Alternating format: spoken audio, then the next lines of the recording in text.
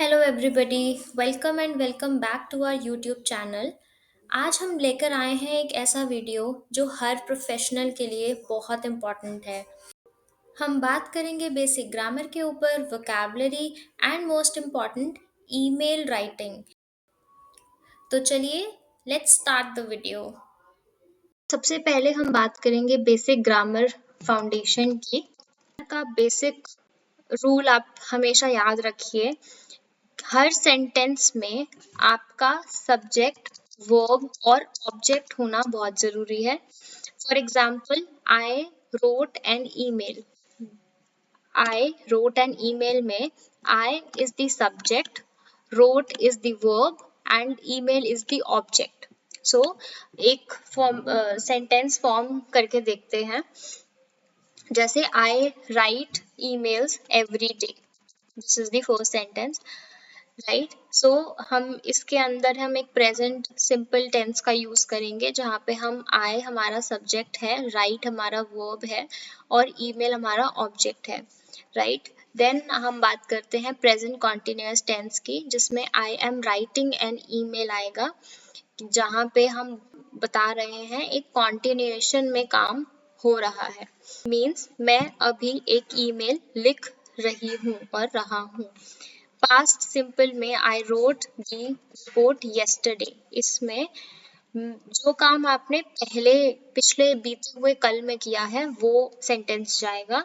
जैसे मैंने कल रिपोर्ट लिखी थी, I wrote the report yesterday. और फ्यूचर सेंटेंसेस के लिए हम यूज करते हैं I will send this email tomorrow. So इसमें जाएगा मैं कल ईमेल भेजूंगा या भेजूंगी, ठीक है। सो इसके अंदर हमारा सब्जेक्ट, वर्ब और ऑब्जेक्ट तीनों आ गए। प्रो टिप हमारा है to use simple sentences unless you are describing a timeline. अगर कोई टाइमलाइन आप डिस्क्राइब कर रहे हो तो आप डिटेल में जा सकते हो, otherwise use very simple language.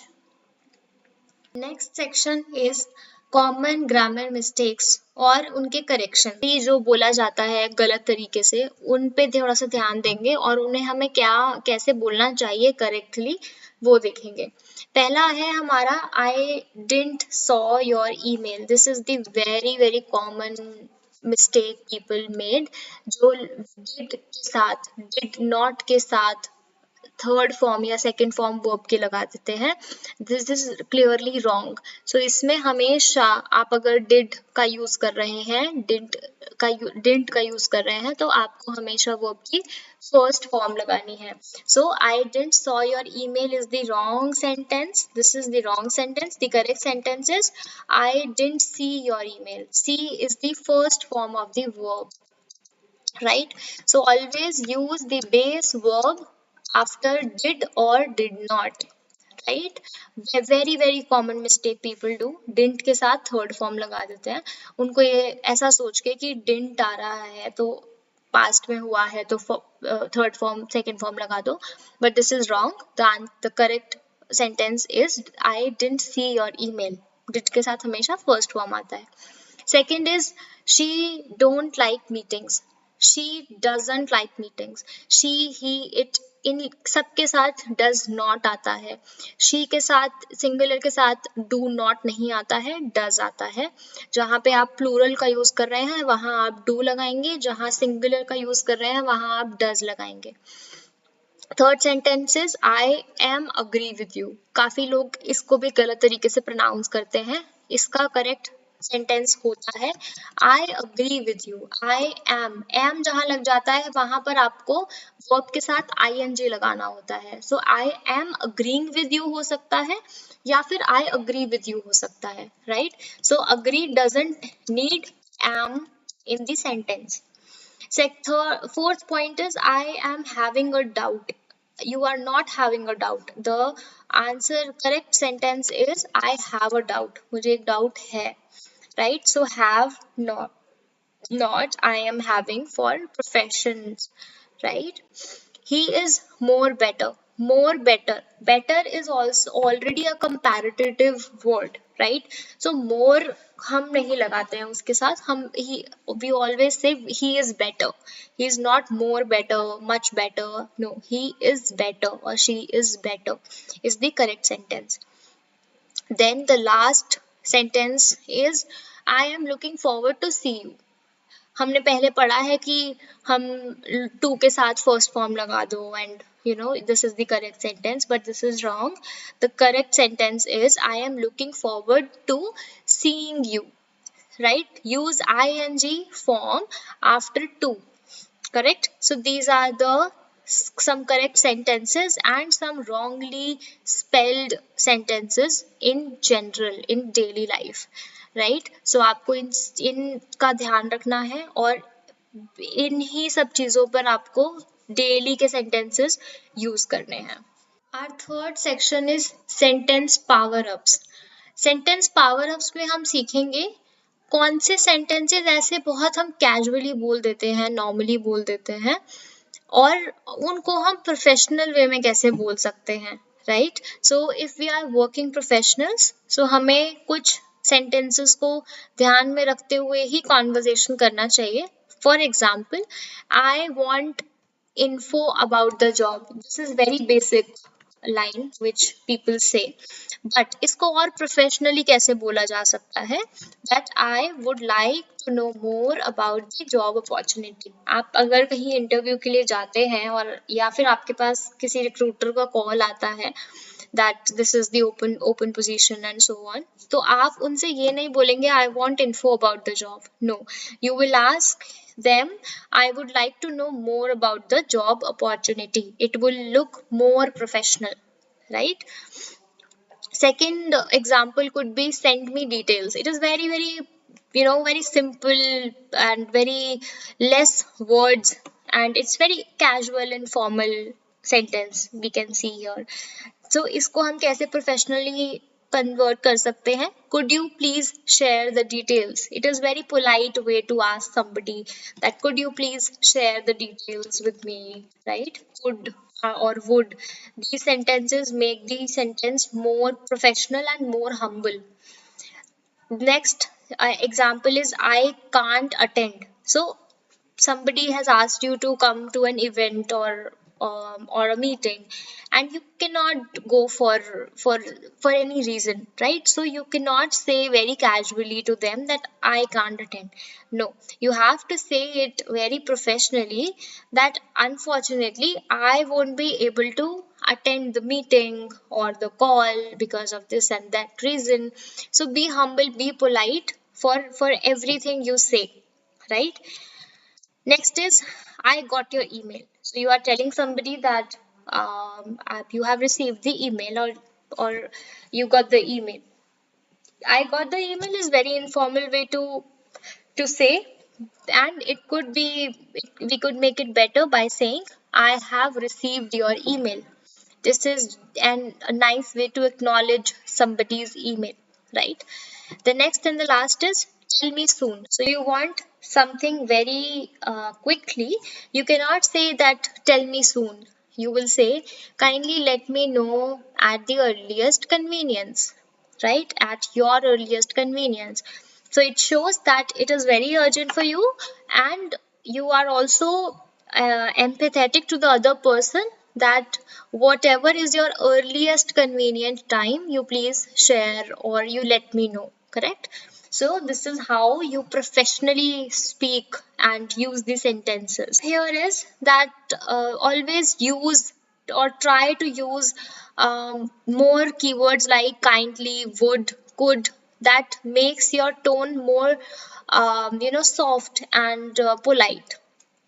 So these things may help your email writing also better and your verbal communication as well.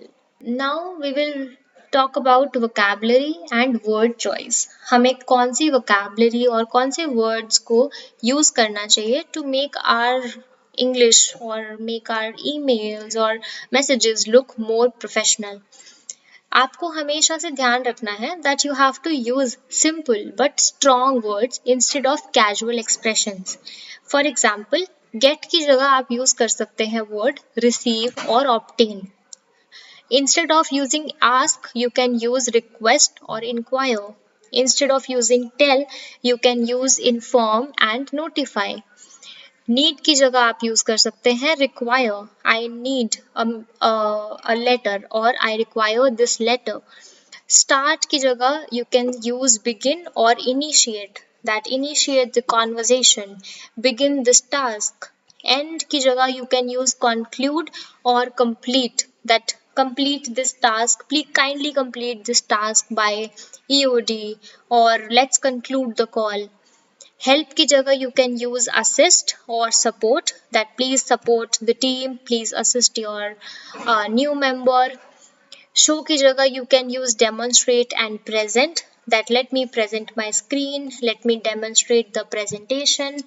Fix की जगह you can use resolve or correct. So these are few strong words which you can replace from your existing words and vocabulary to make your email look more professional. Let's talk about punctuation and formatting tips now. Very first thing to remember is always start a sentence with a capital letter. काफी लोग ये गलती करते हैं that they start the sentence in a running letters. Do not use capital letter for the first word. So you have to make it a habit to use the sentence with capital letter. Then the next is you have to use the full stop, question mark और exclamation mark when needed. जहाँ भी आपको full stop लगाना है, question mark लगाना है, comma लगाना है, exclamation लगाना है, you have to use those punctuations and between your sentences. Then use commas to separate ideas. आपको comma लगाना पड़ेगा when you are using giving some ideas, or you have to break the sentence. If you will write the longer sentence, the people will not be able to read it properly. So you have to break the sentence with commas. Then avoid overusing exclamation marks. कई लोग क्या करते हैं, दो तीन exclamation marks लगा देते हैं emails में. You have to avoid that. Then use one space only after punctuation, not two. There are people who use two spaces after punctuation, so you have to use only one. And avoid writing sentences in all caps. आपको caps में sentences नहीं लिखने हैं. That looks rude. That looks like you are shouting at somebody. So you have to keep all these things in mind जहाँ पे आपको punctuation और formatting का ध्यान रखना है. We will learn connector words for smooth writing. कुछ words ऐसे होते हैं जहाँ पर हम connectors use कर सकते हैं just to add another sentence, right? For example, adding ideas. अगर हमें ideas add करने हैं और अपने sentence में, तो हम उसके लिए moreover और in addition to, also इनका प्रयोग कर सकते हैं.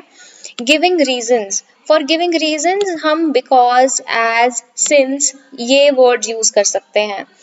If we want to show results, so उसमें हम therefore, hence, as a result word का use कर सकते हैं. Contrasting में आ सकता है however, on the other hand, and giving examples में आ सकता है for example, for instance. Concluding में आ सकता है in conclusion, finally or to sum up. So these are some word connectors जो हम use कर सकते हैं अपने sentences में just to add on another line.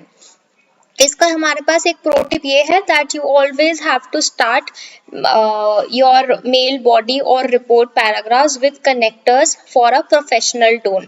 जैसे आपने अगर कोई और एक line add करनी है अपने email में, तो आप उसके लिए also का सबसे पहले आप use कर सकते हैं, that just to start that line, that also I would like to mention this, in addition to I would like to mention that, right? So connector words का आपको सब sentence के starting में use करना है. फिर हम बात करते हैं commonly confused words की, right? जिसमें हमारा प्रोनाउंसिएशन सेम रहता है बट हमारा स्पेलिंग अलग होता है.